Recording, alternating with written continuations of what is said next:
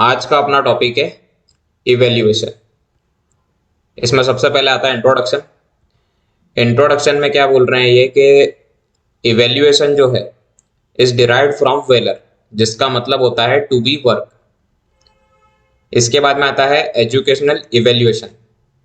तो educational evaluation is concern with judging the value and worth of goal attained by educational system. मतलब जो भी educational system था उसके थ्रू अपने को जो भी गोल अटेंड करने थे वो किस एक्सटेंट तक या किस लेवल तक अपन ने अचीव करे हैं, उसको जो एक जज करने की प्रोसेस रहती है उसको अपन बोलते हैं एजुकेशनल इवेल्युएशन। इसके बाद में आती है डेफिनेशन। तो डेफिनेशन जो है वो मेनली दी थी रेल्फ टेलर ने। अब ये क्या बता रहे हैं, the process of determining to what extent the educational objective are being related. मतलब ये एक प्रोसेस है जिसके थ्रू अपन डिटरमाइन कर सकते हैं कि किस एक्सटेंट तक या किस लेवल तक जो भी अपने ऑब्जेक्टिव थे वो अपन ने अचीव करे हैं। तो ये होती है अपनी डेफिनेशन। अब इसके बाद में आता है कैरेक्टरिस्टिक ऑफ इवेल्युएशन। तो सबसे पहला है इसमें कंटिन्यूस प्रोसेस। मतलब जो भी इवेल्युएशन की प्रोसेस रहती है वो कंटिन्यूस मतलब नेवर एंडिंग प्रोसेस रहती है, इसलिए अपन इसको बोलते हैं कि ये कंटिन्यूस प्रोसेस है। इसके अंदर अपना सेकंड है include academic and non academic subject. अब एकेडमिक सब्जेक्ट जो है उसके अंदर तो जो भी अपना कॉलेज और स्कूल के जो भी सब्जेक्ट्स रहते हैं वो सब आ गया एकेडमिक में। नॉन एकेडमिक में आता है जो भी एट्रीब्यूट्स रहते हैं किसी भी इंडिविजुअल्स के, मतलब उसका बिहेवियर कैसा है, उसकी पर्सनैलिटी कैसी है, उसका एटीट्यूड कैसा है, ये सब आता है एट्रीब्यूट्स में। तो अगर उन सब का भी अगर अपन इवेल्युएशन अगर करते हैं तो वो सब आता है नॉन एकेडमिक सब्जेक्ट में। तो जो भी अपना इवेल्युएशन का जो प्रोसेस है उसके अंदर एकेडमिक और नॉन एकेडमिक दोनों सब्जेक्ट को अपन इंक्लूड करते हैं। Discovering the need of individual design and design learning experience. मतलब जो भी किसी भी इंडिविजुअल की जो भी नीड्स रहती है ना उसको अपन इवेल्युएशन के थ्रू डिस्कवर कर सकते हैं। अब वो कैसे कि जैसे आप मान लो फर्स्ट से लेकर 10th तक अपने सब्जेक्ट जो है वो 4 या 5 जो रहते हैं वो सेम रहते हैं। अब मान लो किसी बच्चे को फिफ्थ में क्या बोलते हैं हिंदी में अच्छे नंबर आए थे और साइंस में अच्छे नंबर नहीं आए थे। मतलब क्या है कि जो भी इवेल्युएशन हुआ उसके अंदर क्या मालूम पड़ा कि साइंस में बच्चा थोड़ा वीक है। अब क्या है, जो भी नीड थी वो अपन ने डिस्कवर करी कि मतलब पर्टिकुलर बच्चे को प्रॉब्लम कहाँ आ रही है, उसके हिसाब से अपन लर्निंग एक्सपीरियंस जो है वो डिजाइन कर सकते हैं। मतलब अब उसको साइंस में दिक्कत आ रही है तो अपन क्या है जो भी नेक्स्ट क्लास है उसके अंदर साइंस का जो सब्जेक्ट है उसके ऊपर अपन ज्यादा फोकस कर सकते हैं। मतलब जो भी उसकी नीड्स है उसको अपन डिस्कवर करा और फिर उसके हिसाब से जो भी लर्निंग एक्सपीरियंस है वो अपन ने डिजाइन करा। इसके बाद में आता है पर्पस ओरिएंटेड। तो जो भी अगर अपन इवेल्युएशन करते हैं वो क्यों करते हैं, ताकि जो भी परफॉर्मेंस स्टैंडर्ड्स हैं वो इंक्रीज हो सके। जो भी इंडिविजुअल है उसके अपने को वीक पॉइंट और स्ट्रॉन्ग पॉइंट्स जो हैं वो पता चल सके, इसलिए अपन बोलते हैं कि ये एक पर्पस ओरिएंटेड प्रोसेस है। तो ये सब होते हैं इसके कैरेक्टरिस्टिक। इसके बाद में आता है पर्पस ऑफ इवेल्युएशन। तो पर्पस क्या है, सबसे पहले तो जो भी ग्रोथ है उसको गाइड कर सकता है। इसके बाद में आता है to diagnose the weakness and strength of individual. मतलब किसी भी व्यक्ति की क्या वीकनेस है क्या स्ट्रेंथ है इसको अपन अच्छी तरीके से डायग्नोज कर सकते हैं। Locate area where remedial measures are needed. मतलब जो भी अपन ने इसके पहले वाले पॉइंट में देखा कि अपन इससे वीकनेसेस जो है वो डायग्नोज कर सकते हैं। तो जो भी वीकनेसेस रहती है वहां पे अपन रेमेडिकल मेजर्स या फिर जो भी इंप्रूविंग मेजर्स रहते हैं वो अपन अप्लाई कर सकते हैं। Provide basis for modification in curriculum and course. मतलब अगर अपन पीरियोडिकल बेसिस पे अगर क्या बोलते हैं जो भी अपने करिकुलम है या फिर कोर्सेज जो हैं उसको अगर क्या बोलते हैं अपन कंटिन्यू बेसिस पे अगर इवेल्युएट करते रहते हैं तो क्या है अपन उसके अंदर भी मॉडिफिकेशन ला सकते हैं। जैसे अपने नर्सिंग की अगर बात करें तो अभी कुछ टाइम पहले तक क्या होता था, जो 4th ईयर था उसके अंदर रिसर्च रहता था, पर फिर क्या है थोड़ा बहुत मॉडिफिकेशन हुआ और रिसर्च जो है वो अब आ गया 3rd ईयर में। ठीक है, तो इस हिसाब से क्या बोलते हैं अपन अगर पर्टिकुलर बेसिस पे या फिर पीरियोडिकल बेसिस पे अगर अपन क्या बोलते हैं इवेल्युएट कर रहे हैं किसी भी चीज को तो अपन उसके अंदर मॉडिफिकेशन भी ला सकते हैं। Motivate individual for better attainment and growth. मतलब अगर जैसे मान लो किसी का इवेल्युएशन या फिर किसी का रिजल्ट जो है वो अच्छा नहीं आया इस बार का, तो अब क्या है वो नेक्स्ट टाइम क्या बोलते हैं और अच्छे से मेहनत करेगा और और अच्छे से क्या बोलते हैं मोटिवेट होकर मेहनत करेगा, ताकि जो भी मतलब उसको अचीव करना है वो अचीव कर सके, और एक जो ग्रोथ जो है उसको भी इम्प्रूव कर सके। मतलब एक मोटिवेटिंग फैक्टर की तरह भी काम करता है। टू इम्प्रूव इंस्ट्रक्शंस, मतलब जो भी इंस्ट्रक्शंस है उनको भी इम्प्रूव करने में हेल्प करेगा। To bring out inherent capabilities of individual such as attitude and habits. बहुत सारी बार ऐसा होता है कि अगर प्रॉपर इवेल्यूशन अगर अपन नहीं करते हैं तो जो भी इनहर्ट कैपेबिलिटीज रहती है वो अपन ब्रिंग आउट नहीं कर सकते। पर अगर प्रॉपर अगर अच्छे तरीके से अगर अपन इवेल्युएट कर रहे हैं हर एक इंडिविजुअल को पीरियोडिकली, तो क्या है जो भी उनकी इनहर्ट कैपेबिलिटीज रहती है वो अपन ब्रिंग आउट या फिर बाहर ला सकते हैं। तो ये अपने कुछ रहते हैं पर्पस। अब इसके बाद में जो नेक्स्ट चीज आती है वो क्या है, प्रिंसिपल ऑफ इवेल्युएशन। तो सबसे पहला आता है clear specify what is to be evaluated. मतलब सबसे पहले तो अपने को ये क्लियरली स्पेसिफाई होना चाहिए कि अपने को इवेल्युएट क्या करना है। Select the evaluation technique. उसके बाद में सेकंड रहता है कि जो भी अपनी इवेल्युएशन की जो भी टेक्निक है उसको अपने को सिलेक्ट करना है। इसके बाद में आता है कि अगर अपने को बहुत सारी चीजें अगर एक बार में अगर इवेल्युएट करना है, जिसको अपन बोलते हैं कॉम्प्रिहेंसिव इवेल्युएशन, तो उसके लिए क्या अपने को वेराइटी ऑफ इवेल्युएशन टेक्निक्स जो है उसकी रिक्वायरमेंट लगती है। फिर आता है awareness of limitations of techniques. मतलब जो भी आप टेक्निक यूज कर रहे हो उसका आपको लिमिटेशंस भी पता होना चाहिए। Evaluation is means to end, not an end in itself. मतलब क्या है कि इवेल्युएशन जो है वो एक अपने जैसे किसी पर्टिकुलर चीज के लिए इवेल्युएट किसी को भी करा तो उस टाइम पे तो वो एंड हो गया, पर वो क्या है लाइफ लॉन्ग प्रोसेस है। अपन ने स्टार्टिंग में देखा कि ये जो है वो कंटिन्यूस प्रोसेस है, मतलब ये उस पर्टिकुलर टाइम के लिए या फिर उस पर्टिकुलर टास्क के लिए तो खत्म हो गया है, पर जो है ये कंटिन्यू बेसिस पे चलते रहता है। ठीक है, तो ये रहते हैं इसके कुछ प्रिंसिपल्स। इसके बाद में अपन देखते हैं नेक्स्ट जो है वो इसके हैं फंक्शंस। तो फंक्शंस जो है ये मेनली दो मेजर कैटेगरी के हिसाब से हैं। सबसे पहला आता है इंस्ट्रक्शनल प्रोसेस के हिसाब से, जिसके अंदर लर्निंग और टीचिंग जो है वो दोनों इन्वॉल्व है। उसके बाद में सेकंड आता है एजुकेशनल प्रोसेस के हिसाब से। मतलब मेनली जो अगर अपन देखें तो दो कैटेगरीज है। सबसे पहला रहता है इंस्ट्रक्शनल प्रोसेस और सेकंड रहता है अपना educational process. Function are related to instructional process. अब जो भी इंस्ट्रक्शनल प्रोसेस जो है उसके हिसाब से क्या क्या रहता है, तो सबसे पहला आता है मेजरमेंट फंक्शन। तो मेजरमेंट फंक्शन में जो भी अगर अपन किसी के भी अगर एट्रीब्यूट्स को अगर इवेल्युएट करते हैं, अब एट्रीब्यूट्स में क्या आता है जो भी अपना जैसे बिहेवियर हो गया, पर्सनैलिटी हो गया, और मतलब इस हिसाब से जो साइकोलॉजिकल फैक्टर्स रहते हैं उसको अपन बोलते हैं एट्रीब्यूट्स। अगर अपन उसका मेजरमेंट अगर कर रहे हैं तो वो आता है मेजरमेंट फंक्शन में। अब इसके बाद में आता है अपना ये तीन फंक्शंस। अब ये तीनों फंक्शंस जो है वो एक दूसरे से को रिलेट करते हैं। सबसे पहले आता है डायग्नोस्टिक फंक्शंस, मतलब प्रॉब्लम को डायग्नोस करना या असिस करना, ये सब आता है डायग्नोसिस फंक्शन में। उसके बाद में आता है एम ऑफ डायग्नोस्टिक इवैल्यूएशन। अब अपन ने जो भी डायग्नोस करा है उसका एम क्या है, तो अपन किसी भी प्रॉब्लम को अगर असिस करते हैं तो उसको असिस क्यों करेंगे, ताकि अपन उसको सॉल्व कर सकें। ठीक है, तो एम्स में मेनली ये रहता है कि जो भी प्रॉब्लम्स रहती है उसको अपन प्रायोरिटी बेसिस पे अरेंज करते हैं। इसके बाद में आता है गाइडेंस एंड रेमेडिटेशन। अब आपको ये पता है प्रॉब्लम क्या है, उसके बाद में आपने उसको प्रायोरिटी वाइज जो है वो अरेंज कर लिया है। अब क्या है जो भी इम्प्लीमेंटेशंस या फिर जो भी प्रॉब्लम सॉल्विंग एफर्ट्स रहते हैं वो अपन अप्लाई करते हैं, और जो भी प्रॉब्लम रहती है उसको अपन सॉल्व कर देंगे। ठीक है, तो ये आता है डायग्नोस्टिक फंक्शन में, एम्स ऑफ डायग्नोस्टिक इवैल्यूएशन में और गाइडेंस ऑफ रेमेडिटेशन में। ये तीनों जो है वो एक दूसरे से कोरिलेट करते हैं। फिर इसके बाद में आता है मोटिवेशन फैक्टर। अब मान लो अगर किसी को पता है कि उसका इवैल्यूएशन अगर होने वाला है या फिर उसका रिजल्ट आने वाला है, तो क्या है एक अंदर एक एंजाइटी जो है वो क्रिएट होती है, और यही एंजाइटी जो है वो एक मोटिवेटिंग फैक्टर की तरह काम करती है।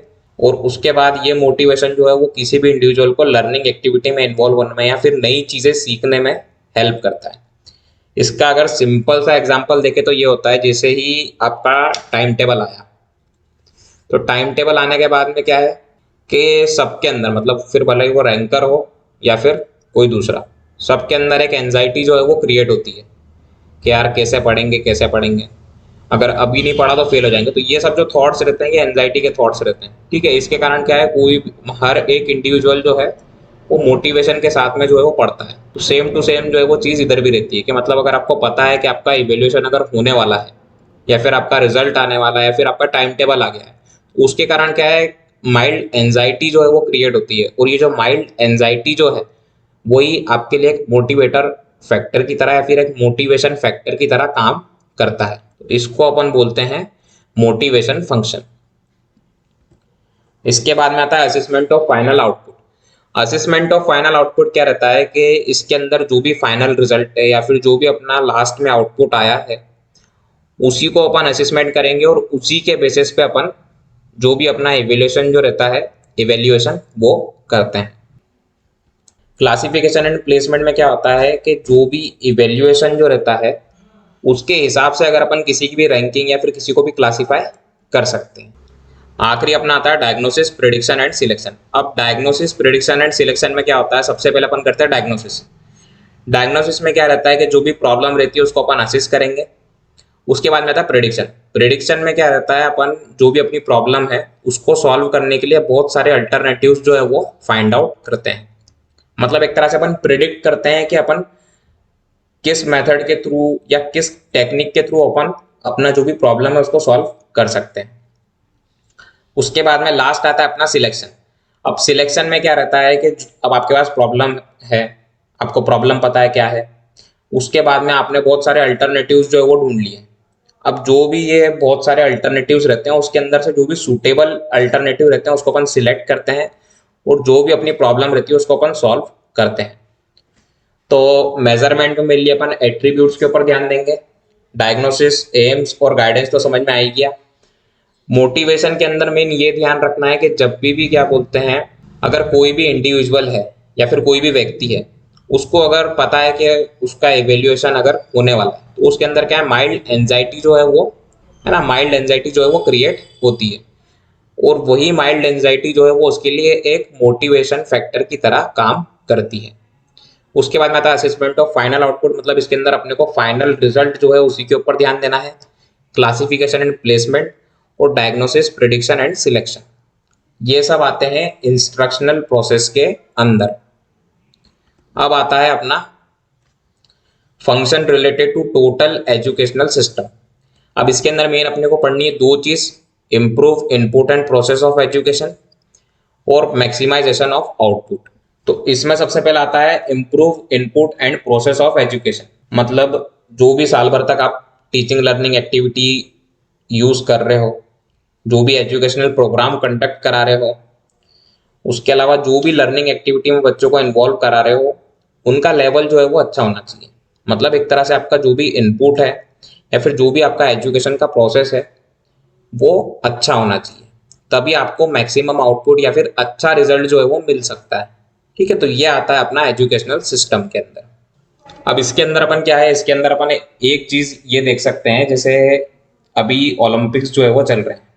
अब ओलंपिक्स में सबको ऐसा रहता है कि यार अपने को मेडल्स जो है वो जीतने हैं, पर मेडल्स जीतने के लिए क्या है, जो भी अपनी इनपुट और प्रोसेस जो है वो अच्छी जब तक नहीं होगी तब तक अपन मेडल्स नहीं जीत पाएंगे। मतलब अभी अपन जीते हैं, ऐसा नहीं है कि नहीं जीते हैं, पर अगर अपने को और अच्छे से, अगर अपने को मैक्सिमम आउटपुट अगर रिजल्ट चाहिए तो अपने को इनपुट और प्रोसेस जो है वो अच्छा करने की जरूरत है। तो वैसा के वैसा ही सेम टू सेम चीज जो है वो एजुकेशनल सिस्टम में भी अप्लाई होती है कि अगर अपने को अच्छा रिजल्ट चाहिए, अच्छे स्किलफुल क्या बोलते हैं स्टूडेंट्स अगर चाहिए, तो इनपुट और प्रोसेस जो है वो इम्प्रूव करना बहुत ज़्यादा इम्पोर्टेंट है। इसके बाद में आता है स्टेप्स ऑफ इवेल्युएशन। तो स्टेप्स ऑफ इवेल्युएशन में सबसे पहला रहता है जनरल ऑब्जेक्टिव। मतलब अगर आप कोई भी इवेल्युएशन अगर कर रहे हो तो आपके पास जनरल ऑब्जेक्टिव्स या फिर कुछ पर्टिकुलर गोल्स जो है वो होने चाहिए।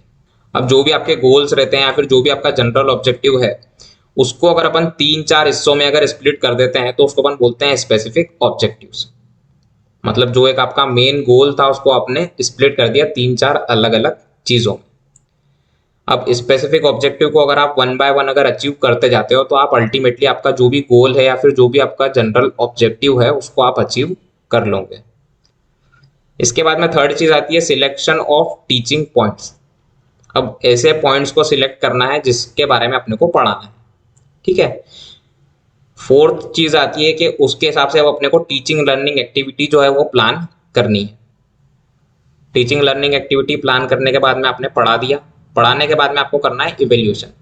वो आप यूनिट टेस्ट के थ्रू कर सकते हैं, क्वेश्चन पूछ के कर सकते हैं, मतलब जो भी मेथड आपको सूटेबल हो उसके हिसाब से आपको इवेल्यूएशन जो है वो करना है। और जो भी फीडबैक रहता है उसको अपने को एज अ रिजल्ट जो है वो यूज करना है। तो ये रहता है अपना स्टेप्स ऑफ इवेल्यूएशन, जिसमें सबसे पहले अपने पास जो है वो जनरल ऑब्जेक्टिव्स होने चाहिए, फिर आते हैं स्पेसिफिक ऑब्जेक्टिव, फिर अपने को जो भी टीचिंग पॉइंट्स है वो सिलेक्ट करना है, उसके हिसाब से क्या बोलते हैं अपने को टीचिंग लर्निंग एक्टिविटी जो है वो प्लान करना है, फिर अपन इवेल्यूएशन करते हैं, और फिर जो भी फीडबैक आता है उसको अपन एज अ रिजल्ट यूज करते हैं। इसके बाद में आता है टाइप्स ऑफ इवेल्यूएशन।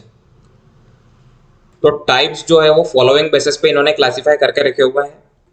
सबसे पहला आता है based on frequency of conduction, second आता है based on nature of measurement, third आता है based on method of interpreting result. अगर इसके अंदर सबसे पहला अपन देखें तो आता है based on frequency of conducting.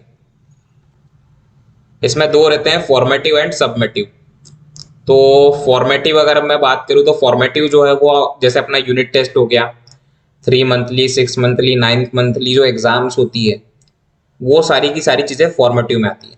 मतलब फॉर्मेटिव में क्या रहता है, आपको पीरियोडिकल बेस पे या फिर रेगुलर इंटरवल पे आपको इवेल्युएशन जो है वो करना रहता है, उसको अपन बोलते हैं फॉर्मेटिव।